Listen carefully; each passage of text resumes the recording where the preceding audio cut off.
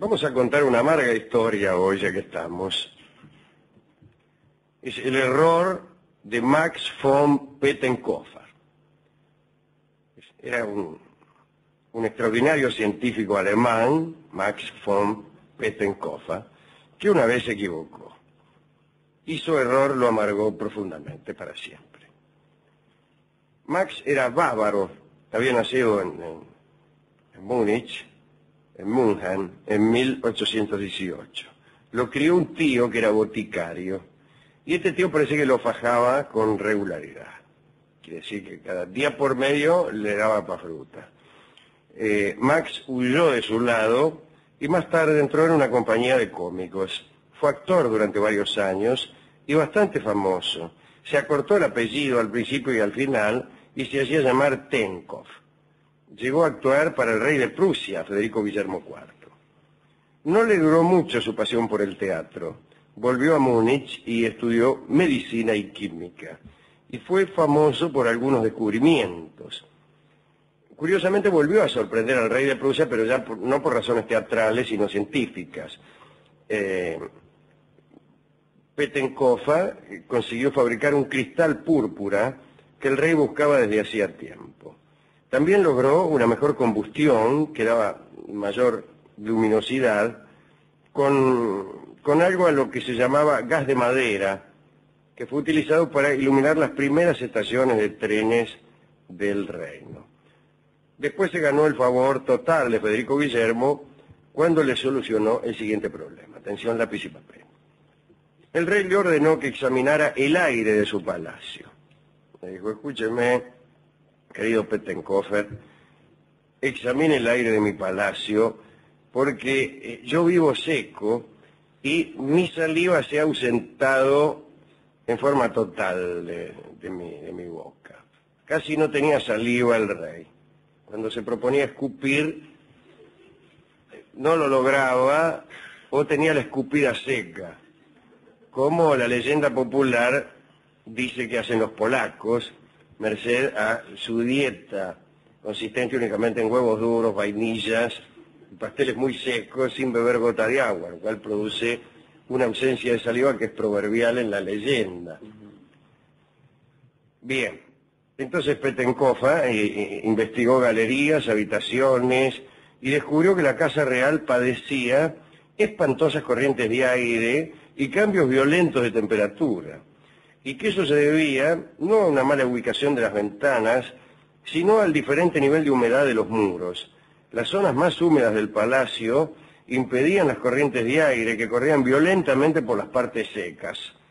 Y la diferencia entre zonas secas y húmedas se debía a las distintas épocas en que se había construido el palacio. Mirá vos. Con varias refacciones, Pettenkofer consiguió igualar las temperaturas de las paredes y el rey volvió a tener saliva y pudo escupir a capricho. Especialmente era necesaria la escupida, sigue siéndolo, en algunos juegos infantiles, tales como el hoyo pelota, etcétera, en donde hay que ir a escupir en un lugar determinado, por ejemplo un árbol. Hay que ir a escupir en un árbol y regresar. Cuando uno es el rey Federico Guillermo y carece de saliva, demora tanto en cumplir con el escupitajo ritual que pierde. Se le otorgaron a Pettenkofer medallas y fue nombrado investigador de cámara, que es un título al menos ambiguo. En el año 1854 apareció una epidemia de cólera en Múnich. Pettenkofer enfermó y pudo curarse. Se había casado con una muchacha llamada Elena. La hija que tuvieron, que se llamaba Ana, también enfermó y se curó por milagro. Le quedaron secuelas en el habla. La criada de aquella misma casa murió. Pettenkofer se puso a investigar las causas de la enfermedad. Recorrió todos los barrios de Baviera, todos los barrios de Múnich. Recorrió palacios, hospitales, casas pobres, clasificó ropas, observó camas, observó sobre qué clase de suelo se levantaban los lugares donde había enfermos y escribió un informe en el que determinó que el cólera no se transmitía de hombre a hombre, ni por las ropas, ni por los cacharros, ni por el agua que el hombre bebía. Aseguró que los gérmenes se desarrollaban en suelos húmedos, porosos o sucios. Y llegó a decir que el cultivo del bacilo del cólera, fuera del suelo, no perjudicaba a los hombres. Tenía que entrar en contacto con suelos húmedos y putrefactos, disculpen ustedes, para que se detonara toda su virulencia. Y solo en este caso era dañino. Con ese informe, Pettenkofer decía que en tanto no contagiaban, debían suspenderse las cuarentenas o el encierro de los enfermos. Sugería que debían examinarse los suelos y que debían limpiarse las calles. El rey le hizo caso y Pettenkofer se convirtió en el higienista del reino. Fue Bismarck quien le otorgó el título. Pettenkofer desarrolló entonces unos trabajos de ingeniería para curar los suelos. Diseñó un complejo de cloacas que desembocaran en el río Isar. Para eso tuvo que pelearse con la corporación de los que se dedicaban desde hacía siglos a transportar los desperdicios y tirarlos en terrenos y con los basureros. Pettenkofer decía que el Isar se purificaba a sí mismo, merced a la vegetación y a la rápida corriente. Inauguró un matadero central y mandó cerrar los otros para que no se contaminara. Dice el cronista que Múnich se convirtió en la ciudad más limpia de Europa. Un prusiano, sin embargo, vino a oponerse a Pettenkofer. Se llamaba Robert Koch, que por entonces ya había descubierto el bacilo que lleva su nombre, el bacilo Robert. No. ¿No? No, el bacilo de Koch. Ah, entonces lleva su apellido, ¿no? Bueno. Había descubierto el bacilo de Koch, el bacilo de la tuberculosis, y se había hecho muy famoso. Koch había estado en la India, donde el cólera hacía desastres. Durante el siglo XIX y el primer cuarto del siglo XX, en la India murieron por el cólera 25 millones de personas.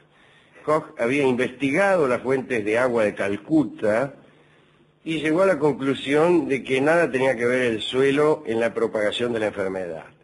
La enfermedad se difundía en el agua por más limpia y potable que pareciera.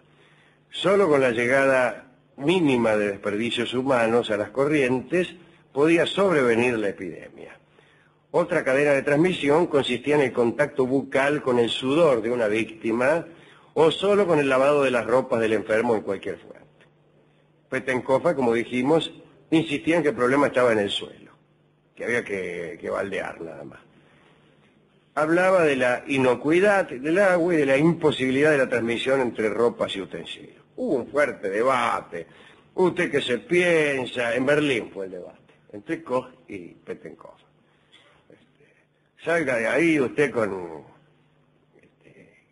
el suelo y usted que me viene con el bacilo y así. Pero Pettenkofer no convenció. Enojado, se volvió a su laboratorio de Múnich, que se llamaba Palacio de las Hipótesis, y empezó a investigar para refutar a Koch. Cultivó vibriones del cólera en tierra para demostrar que allí se alteraban, se multiplicaban y que luego el viento era el encargado de esparcir los esporos. Error. Un ayudante llamado Emmerich le dijo que sucedía exactamente lo contrario. Dijo, vea, mi querido doctor Pettenkofer, he realizado el experimento que usted me indicó y sucede exactamente lo contrario de lo que usted ha previsto. El suelo absorbe y destruye los bacilos y nunca se difunden con el polvo. Pero Pettenkofer quedó atormentado y a los pocos días en Hamburgo, donde él mismo había diseñado las alcantarillas, apareció el cólera, che. Cólera en Hamburgo. La gente empezó a atenerse entonces a las reglas de Koch. Bebían solo agua hervida y se lavaban las manos después de hacer cualquier maniobra con un enfermo. Pero Pettenkofer no se convencía. Quiso demostrar que los bacilos tenían que estar en el suelo para producir el cólera e hizo algo increíble. Se hizo enviar desde Berlín un cultivo completamente reciente de bacilos, reproducidos exclusivamente en laboratorio.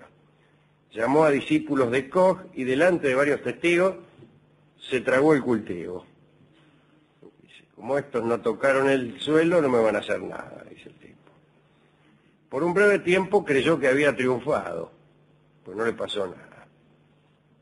Koch y sus ayudantes quedaron impresionados, porque las teorías parecían fracasar. Caía la teoría bacteriana que habían desarrollado, porque a Pettenkofer no le pasaba nada.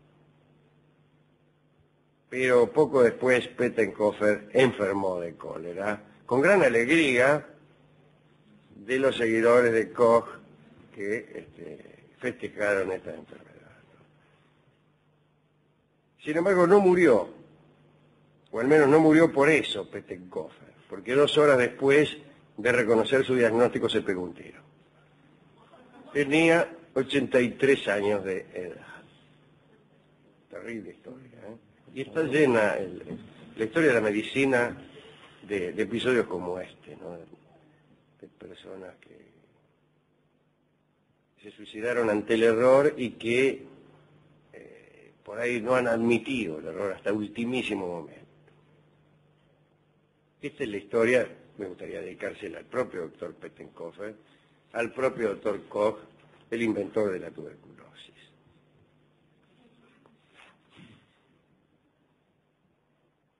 Al rey Federico Guillermo, que le creía todo, el rey de Prusia, Federico Guillermo IV,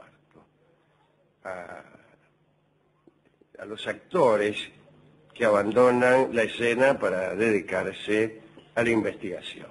Este es un verdadero ejemplo, el de Max von Pettenkofer, que abandonó el teatro y descubrió cura para muchas enfermedades. Así que aprendan, gente como Lito Cruz, por ejemplo, Sí. que insiste en ser actor y se abstiene. Ahora lo voy a llamar mañana por teléfono y le voy a decir, aprendé de von Pettenkofer, que era actor, y un día se empezó a inventar remedios. O a Ulises Dumont. Sí, hay que decirlo. Hay que decirlo. Lito Cruz nunca curó a nadie. Nunca inventaron ningún remedio, ni siquiera hizo alcantarillas en Hamburgo, ni convirtió a Múnich en la ciudad más limpia del mundo. Nada de eso hizo. Así que, bueno. He buscado alguna canción que recordara a Max von Pettenkofer, pero no la encontré. Pero me acordé, sí, de una corriente de agua muy apta para la contaminación, que es el riachuelo. Y entonces me acordé del tango Niebla del riachuelo, que tiene, si no es, de lamento ecológico. El turbio fondeadero ya señala la necesidad de tomar medidas urgentemente. Nuestro pianista de cabecera, Juan Trepiana, va a tocar este bello tango de Juan Carlos Cobián en homenaje a este hombre que se tomó lo que para él era absolutamente inofensivo, pero que cometió un error. Podríamos intentar la moraleja, una moraleja demasiado específica, es decir, si no crees que son bacilos y que están en el agua los que causan el cólera, sería mejor no llevar esa creencia hasta el extremo de ingerirlos. Pero es una metáfora, claro. Una moraleja demasiado específica. Sí. Y pierden elegancia las moralejas demasiado específicas.